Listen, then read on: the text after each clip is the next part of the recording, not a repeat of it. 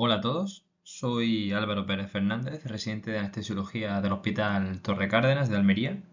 y en esta presentación en la que trataremos sobre la cefalea postpunción dural, haremos una revisión de la guía de práctica clínica para intentar aunar la evidencia de máximo nivel de la que disponemos en la actualidad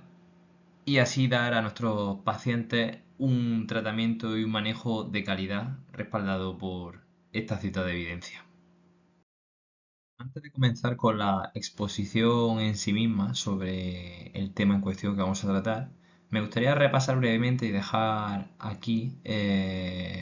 un recuerdo de lo que supone el distinto grado de evidencia y la distinta graduación de la misma según la escala Gray, teniendo como máximo exponente de una actuación totalmente recomendada que va a aportar a nuestro paciente un beneficio neto de todas demostrado mediante la evidencia de distintos experimentos, ensayos clínicos, mientras que podemos también ver cómo esta evidencia va disminuyendo según esa ausencia de evidencia, esa ausencia de rendimiento neto de las actuaciones que podamos hacer, basadas siempre en experiencias previas. Esta otra diapositiva podemos ver lo que hemos comentado, los distintos grados de alta, moderada o baja evidencia a la hora de realizar una actuación y que debería guiar los pasos que damos con nuestros pacientes. Estos son los contenidos que vamos a tratar a lo largo de nuestra presentación y sin más dilación vamos a comenzar con el primero de todos, con un breve repaso anatómico. En esta diapositiva podemos contemplar de manera muy simple un repaso anatómico, en este caso axial a nivel lumbar, en cuanto al espacio en el que trabajamos a la hora de realizar técnicas de anestesia epidural, con ese espacio epidural virtual donde administraríamos tras una serie de maniobras el fármaco en cuestión, o el espacio subaracnoideo cuando atravesamos la capa dural para otro tipo de técnica de bloqueo subaracnoideo locorregional. Adentrándonos ya en la temática que ocupa esta presentación, en la cefalea postpunción dural, el primer paso sería definirla. Y es que este cuadro es una complicación derivada de las técnicas diagnósticas y terapéuticas que se llevan a cabo a nivel axial. Este cuadro vendría definido por una clínica que consistiría en principalmente, y como su propio nombre indica, una cefalea que suele iniciarse en los primeros 5 días, aunque puede extenderse su inicio, su comienzo, hasta las 2 primeras semanas después de la realización de dicha técnica en el eje neuroaxial, junto con un componente postural que suele ser bastante descriptivo y frecuente en este tipo de cuadro, con un empeoramiento de los síntomas en bipedestación y una mejoría con el decúbito, y que puede verse o no acompañado de otras focalidades neurológicas como la rigidez del cuello, el dolor en el área vertebral, torácica o lumbar, síntomas auditivos subjetivos o alteraciones visuales junto con cuadros de vértigo. Este cuadro puede producirse después de realizar punciones epidurales, ya sea de manera inadvertida, la punción de la dura, o cuando realizamos técnicas de anestesia subaracnoidea con punción voluntaria de la dura. Las complicaciones que pueden derivarse de su mal manejo y de su progresión podrían ser síndrome de dolor crónico, paresia, alteraciones visuales y de manera mucho más grave y con un mayor compromiso de manera a corto plazo para nuestro paciente, hemorragias y trombosis de senos venosos, sobre todo.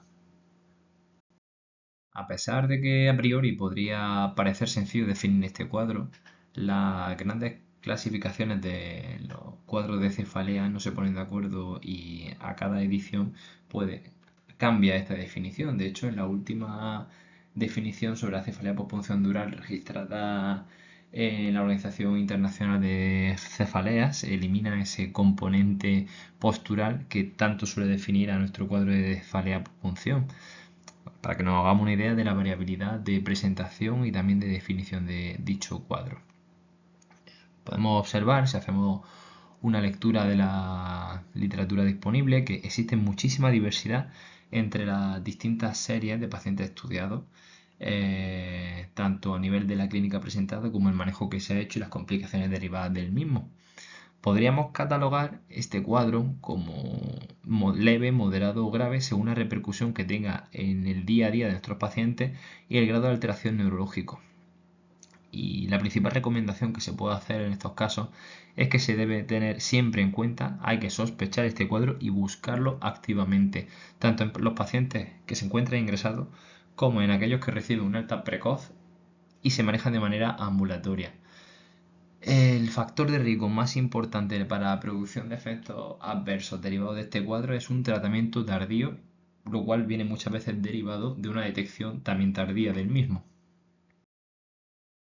Una vez definido ya nuestro cuadro, vamos a estudiar los distintos factores que se pueden asociar o no al desarrollo del mismo. Tradicionalmente se ha contemplado que la edad es un factor que se relaciona teniendo en cuenta que la afectación es mayor cuanto más jóvenes son nuestros pacientes, haciendo un especial hincapié al grupo de los adolescentes, aunque los adultos de jóvenes y mediana edad también son un factor diana a tener en cuenta, un alto nivel de evidencia. En cuanto a la determinación del sexo, parece que las mujeres tienen una mayor tendencia al desarrollo de este cuadro. Lo que no se ha visto tan claro es que una obesidad, un índice de masa corporal elevado, puede tener alguna significación en cuanto al desarrollo de esta patología. La historia de cefaleas previa o de migraña parece que aquellos pacientes que son migrañosos no tienen una mayor tendencia a la realización de este tipo de cuadros, pero sí aquellos que tienen un historial de cefaleas recientes o frecuentes. El tabaco, aunque obviamente no podemos recomendar su uso para esto, parece que puede tener un efecto protector, o al menos que en los pacientes fumadores no existe una mayor incidencia. Al revés, parece que no hay menor incidencia de este cuadro en los pacientes fumadores de cigarrillos, aunque esto siempre con nivel bajo de evidencia. Sobre la depresión y otras circunstancias obstétricas no existe nada claro. La depresión parece que no tiene una relación clara con la aparición de la cefalea postpunción. Y en cuanto a las circunstancias obstétricas, teniendo sobre todo especial hincapié en el manejo de la analgesia epidural durante el trabajo de parto, existen resultados contradictorios al observar la relación que existe entre el desarrollo de la cefalea y el número de pujos, la intensidad de los mismos durante el trabajo de parto, el momento en el que se realiza la técnica axial según la dilatación previa y posterior a la técnica, la velocidad del desarrollo del parto. Está bastante mal definido, es un campo muy abstracto y no se ha conseguido alzar ninguna evidencia clara que defina cuándo puede estar más relacionado el desarrollo de este cuadro. Sobre el tipo de aguja, la evidencia demuestra que se recomienda en todos los casos por la menor incidencia de aparición de este cuadro la utilización de aguja de punta no cortante, como por ejemplo la aguja de Tui, aunque entre los distintos modelos que existen no se arroja que ninguno de ellos sea superior a los demás. En cuanto al calibre de la aguja, este tendría especial relevancia cuando utilizamos filos cortantes, siendo menor la incidencia de este cuadro cuanto menor y más estrecho es el calibre. En las no cortantes no parece tener una tan clara relación con el desarrollo de este cuadro. En cuanto a la manera de insertar la aguja para la técnica axial, no parece que la evidencia respalde ese abordaje paramedial para evitar la cefalea postpunción. Lo que sí que se recomienda es que si utilizamos una aguja de corte, la dirección del bisel vaya en paralelo al eje largo de la columna, sin realizar movimientos de giro a la hora de introducir la aguja o de profundizar el catéter que tenemos mediante una analgesia epidural.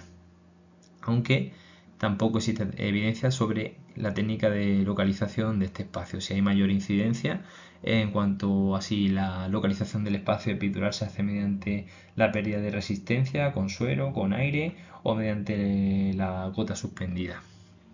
En cuanto al número de intentos, como la lógica parece hacer presagiar, a mayor número de intentos para localizar el espacio epidural parece haber una mayor tendencia a realizar este cuadro de cefalea, así como parece que la experiencia del operador también parece jugar un papel, aunque este no cubre demasiado peso. Respecto al tipo de técnica neuroaxial, hay incidencias muy similares tanto en técnicas subaracnoideas, técnicas epidurales y técnicas combinadas. Tampoco parece que haya una mayor o menor incidencia dependiendo del nivel, ya sea cervical, torácico o lumbar, al que se realiza dicha técnica. Sobre la posición del paciente parece que existe un factor protector y sería realizar la técnica axial manteniendo el paciente en una posición de decúbito lateral. Y en cuanto a la realización de una punción traumática, que vendría definida por la aparición de sangre a la punción, en la serie que se ha estudiado no parece haber diferencias significativas sobre mayor o menor incidencia de cefalea pospunción cuando la punción ha sido traumática o atraumática, y tampoco entre ambos tipos de aguja, lo cual parece un poco contradictorio con los hallazgos de Goblet, que fue quien ideó la técnica de tratamiento de la cefalea pospunción con el parche hemático epidural, ya que él sí que observó que en su serie de pacientes, aquellos en los que se producía una punción traumática, es decir, con sangre, podían tener y tenían una menor incidencia de este cuadro de cefalea pospunción, lo que él justificaba con que esa presencia de sangre había formado un tapón, un coágulo sobre el defecto dural que podía prevenir de la aparición de este cuadro. Bien, pues hemos realizado una técnica neuroaxial y hemos tenido muy mala suerte porque hemos tenido una punción dural accidental. ¿Qué hacemos? A lo largo de la historia, en la literatura, vemos descrita una serie de técnicas o manejo que se han intentado tanto para prevenir la aparición del cuadro de cefalea pospunción como para, si apareciera, realizar un manejo más óptimo, más eficiente del mismo. Algunas con más éxito, otras con menos éxito, así que vamos a ir repasando cada una de ellas para tratar de dilucidar si de verdad aportarían algo beneficioso a nuestros pacientes. El dejar un catéter intratecal, sí que existen ciertos estudios que parecen arrojar algo de un factor beneficioso a esta técnica, dejar un catéter, con una menor incidencia de cefalea pospunción y una necesidad menor de realizar parches hemáticos, aunque con muchos ecos estos estudios no hay una evidencia suficiente como para indicarlo. Se puede considerar el dejar un catéter siempre que sea para administrar analgesia o anestesia a este nivel, asumiendo los riesgos propios de dejar un catéter a ese nivel. Podríamos pensar también en la realización de un parche hemático de manera profiláctica, pero en la serie de casos que se han estudiado parece que no existe una evidencia de que la realización de esta técnica prevenga de la aparición del cuadro de cefalea pospunción, tanto a nivel de una punción inadvertida como en la advertida, pero sí que expondríamos a nuestros pacientes a todos los riesgos derivados de la realización de dicha técnica. Podríamos pensar en recomendar a nuestro paciente que guardara reposo en cama de manera profiláctica para intentar prevenir esa aparición del cuadro de cefalea pospunción, pero la evidencia nos dice que ese reposo en cama no protege de la aparición del cuadro ni va a ayudarnos a que la gravedad que pueda alcanzar el mismo se reduzca, pero sí que puede a nuestro paciente ocasionar todas las complicaciones derivadas de una inmovilización prolongada, sobre todo a nivel de trombosis, y más teniendo en cuenta, por ejemplo, si nuestro paciente es una puérpera con un estado protrombótico mucho más acrecentado que otros pacientes que podamos tener a nuestro cargo. Así que no estaría indicado ese reposo en cama de manera profiláctica. La profilaxis farmacológica parece que no ha tenido ningún tipo de evidencia que ningún tipo de fármaco prevenga de la aparición de la cefalea pospunción ni después de la realización ni antes de la técnica neuroaxial. Así como tampoco la inyección de fármacos ni a nivel intratecal ni epidural, ya sean morfina, expansores, gelatina, no parece que exista ninguna evidencia de que ninguno de estos compuestos pueda prevenir la aparición de la cefalea pospunción dural. Pues para más mala suerte aún, después de haber hecho esa punción dural, nuestro paciente finalmente desarrolla una cefalea pospunción. ¿Qué medidas han demostrado evidencia para poder recomendarla y realizarla a nuestro paciente? Vamos a repasar una a una, empezando por las medidas conservadoras. El reposo en cama no se recomienda, al igual que no se recomendaba para prevenir la aparición del mismo, no se recomienda de rutina meter a nuestro paciente en la cama ni mantenerlo en reposo. Se recomienda ese reposo como alivio puntual de las molestias. Recordamos este componente postural, de empeoramiento de la clínica con la bipedestación y mejoría con el decúbito. Cuando nuestro paciente, con las distintas técnicas que vamos a ver a continuación, tenga una molestia bastante importante, sí que podría guardar ese reposo en decúbito para mejorar y cuando mejore continuar con su actividad diaria, pero no de manera continua y de rutina. En cuanto a la fluidoterapia, no existe evidencia de que mejore el curso o mantener a nuestros pacientes sobrehidratados. Sí, lo que se recomienda es que el paciente mantenga una adecuada hidratación, ya que la deshidratación sí que empeora los síntomas, y siempre dando prioridad a la vía oral sobre la intravenosa, salvo que tenga una contraindicación de ingesta oral. En cuanto a la utilización de fajas abdominales, existen escasos estudios que otorguen un beneficio claro tanto para la prevención como para el tratamiento del dolor. Pero sí que tenemos que tener en cuenta que es un elemento que muchas veces el paciente o no va a tolerarlo o no es viable por el tipo de cirugía u otros procedimientos a los que se haya sometido nuestro paciente. Así que lo dejaremos en un segundo o tercer plano esta recomendación. Y otras terapias más alternativas como la aromaterapia con la lavanda y demás no parece que hayan arrojado un efecto claro beneficioso en cuanto al manejo del dolor de la cefalea pospunción. Ya encontramos una de las primeras medidas que sí que ha demostrado efectos beneficiosos para el manejo de la cefalea pospunción en nuestros pacientes, y es la analgesia multimodal basada en paracetamol junto con AINES, salvo que exista contraindicación expresa del uso de alguno de estos tipos de fármacos, en las terapias y en las frecuencias habituales de recomendación. Lo que sí se ha visto es que el uso de opioides solo debería recomendarse en ciclos muy cortos y cuando esta terapia multimodal inicial se nos quede algo escasa o corta para el manejo de los síntomas de nuestro paciente. Lo que sí que también ha demostrado bastante evidencia es el uso de la cafeína de primera línea para el manejo de la sintomatología, ya que con su uso en las primeras 24 horas desde el inicio de los síntomas parece demostrar un efecto claramente y netamente beneficioso. Se podría utilizar una dosis de hasta 900 miligramos al día, que debería verse reducida hasta 200-300 miligramos si nuestra paciente se encuentra dando lactancia. Siempre, además, retirando todas aquellas fuentes externas al tratamiento que nosotros estemos dando de cafeína para evitar el exceso de administración y efectos secundarios derivados del mismo.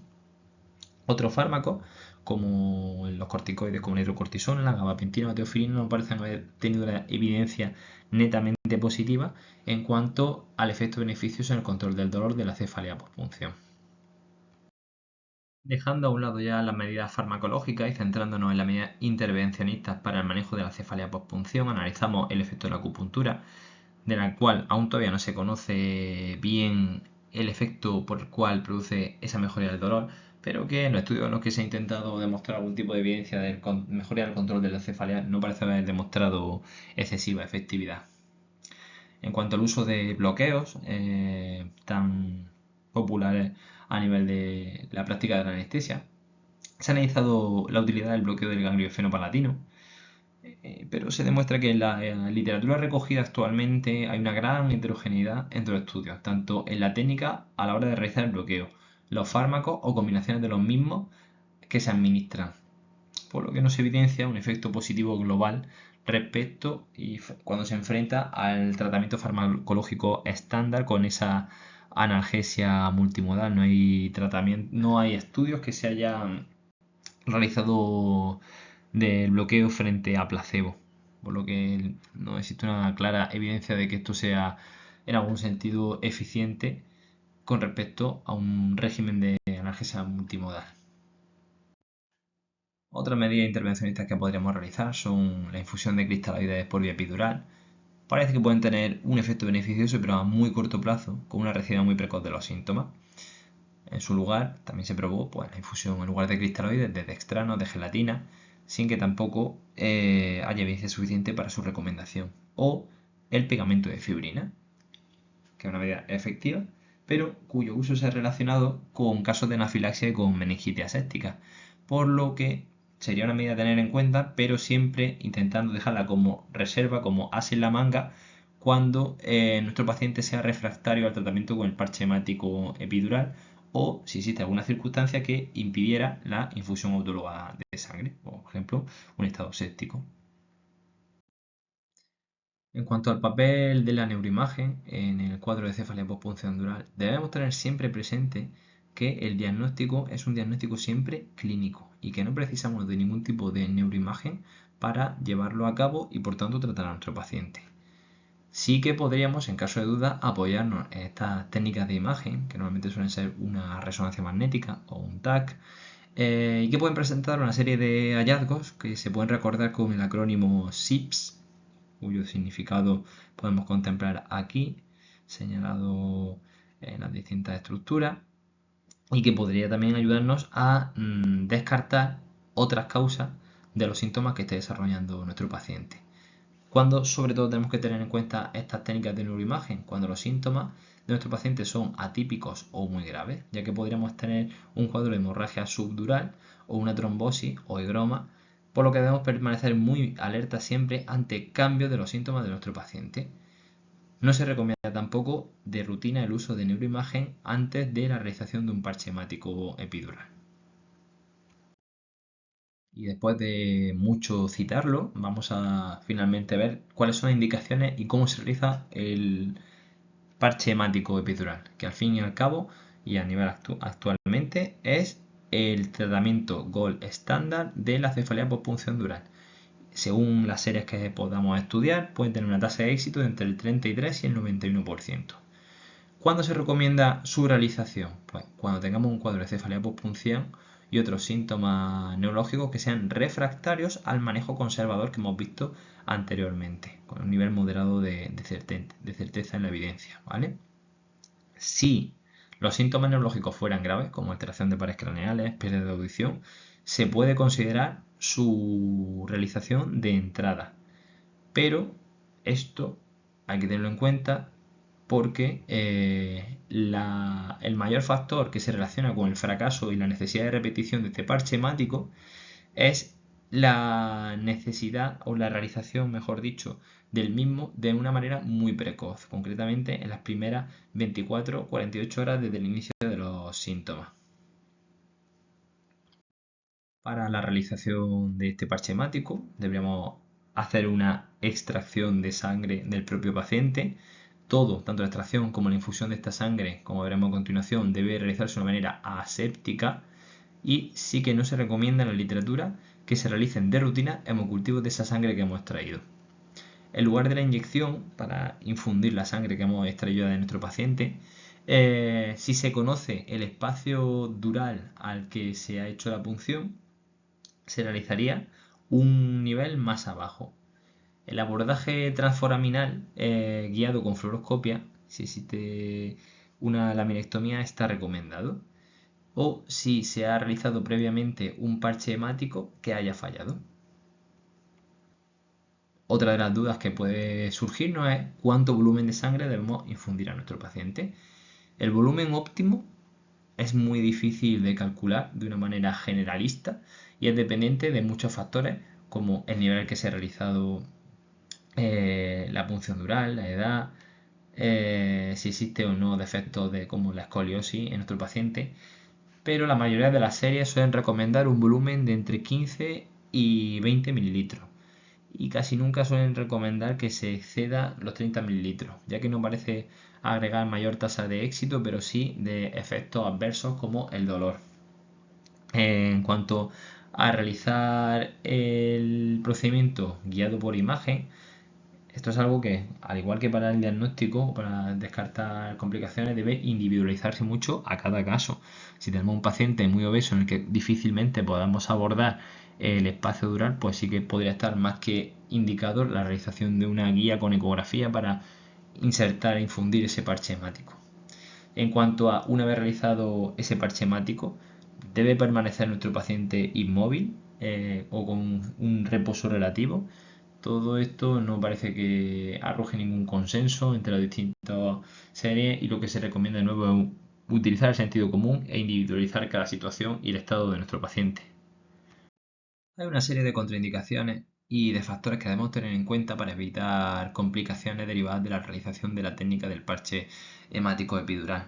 La primera de ellas, y como resulta evidente, es que un paciente con un tratamiento antiagregante o anticoagulante debería abandonarlo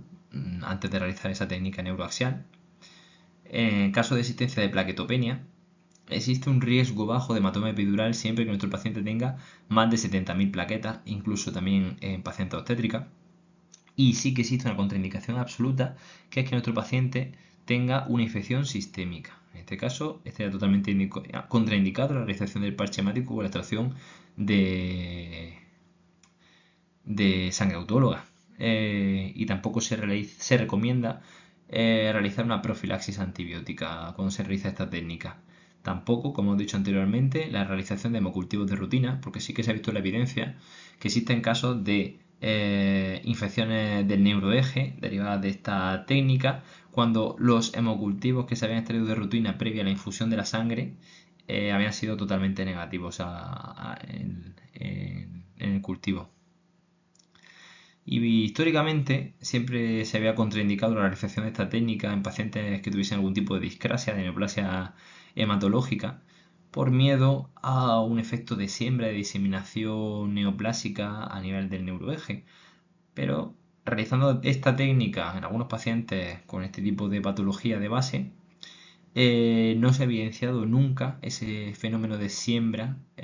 con el parche hemático. Por lo que ahora mismo no se contemplaría la presencia de cuadros de neoplasia hematológica como una contraindicación a la hora de realizar el parche hemático.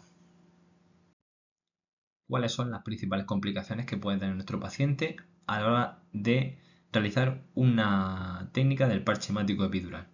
Pues estas complicaciones podríamos dividirlas en dos tipos: extraxiales, en las que destacaría sobre todo el dolor de espalda, que casi se puede producir en la mitad de los pacientes durante el proceso y en torno a un 80%, algo nada despreciable al día siguiente de la técnica, y la cefalea. De manera menos frecuente, también podemos tener cuadros de radiculitis, caudequina, incontinencia transitoria. Todo eso parece derivado de la liberación de productos inflamatorios, de degradación de la sangre que hemos inyectado y que se resolverían de manera transitoria. Un manejo conservador con fármacos habituales. El caso de otra potencialmente complicación grave es el acceso a un hematoma epidural, pero con bastante poca frecuencia. En cuanto a las complicaciones intratecales, se puede producir una aracnoiditis, una meningitis, un hematoma o hemorragias subdurales o neumoencéfalo.